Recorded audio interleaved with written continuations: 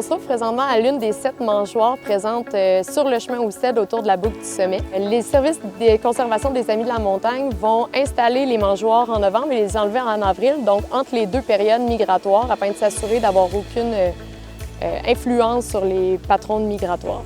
En période hivernale, les mangeoires vont permettre de supplémenter le régime des oiseaux hivernants. Les services de conservation des Amis de la montagne participent depuis 2005 au projet Feederwatch avec l'aide de nombreux bénévoles. Feederwatch, c'est un projet de sciences citoyennes qui vise à recenser les oiseaux présents en période hivernale en Amérique du Nord.